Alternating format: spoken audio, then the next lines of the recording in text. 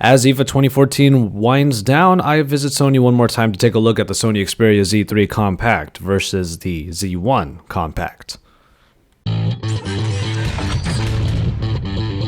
In terms of design, we of course have the same compact design here with the Z3 Compact, which actually took a lot longer to come out when compared to the Z3 and the Z2 because we did not even have a Z2 Compact. But another interesting prospect here is the idea that the Z3 Compact actually doesn't have the Z3 styling. We don't have the rounded sides and frame and edges, but instead we have a design that is a little bit more akin to the Z2, and that's something that you might notice here. But there are still some tropes here that do make it from the Z3, and you'll see it on the front of the phone, especially because those front-facing speakers have the same type of design to them that you have on the Z3 itself. But nonetheless, we have a very nice small form factor here with 4.6 inches in the screen, and that screen comes in at 720p resolution. As far as the way it feels in the hand, you'll be able to reach everything quite easily, and it's also a little bit lighter than the Z1 Compact of yesteryear, which now this phone comes in at 129 grams. Underneath the surface, you get the same power that you get in the Xperia Z3, and it was the case with the Z1 and the Z1 Compact as well, so it's no surprise there.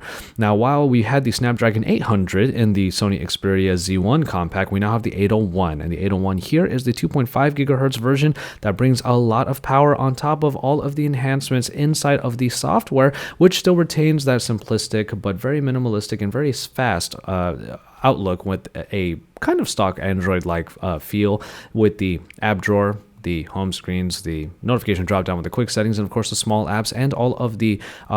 Sony added in applications that include the PlayStation application, which if you have the Z3 Compact, this also, just like the Z3 and the Z3 Tablet Compact, will be able to connect to your PlayStation 4 in order for you to play games on it wirelessly, streaming across your network, which we think is great, though we do kind of question whether or not that's something you would want to do on a screen as small as this. You might want to fight for your position on the TV rather than opt to have the Z3 Compact as your play apparatus. But from there, we also have the 20.7 megapixel camera that does a great job of getting the high quality photos, especially for a phone like this. And the 2.2 megapixel front facing camera should be enough for plenty of your selfie games. After that, we have the 2600 milliamp hour battery. That is a small bump up from the Z1 Compact. But after that, it rounds out the package here as we take a look at this difference between the Xperia Z3 Compact and the Z1 Compact. And we do think that it is a good upgrade, and it continues the tradition that Sony has now with the compact offering in the Xperia line, and we hope to see it even more so as we continue on, because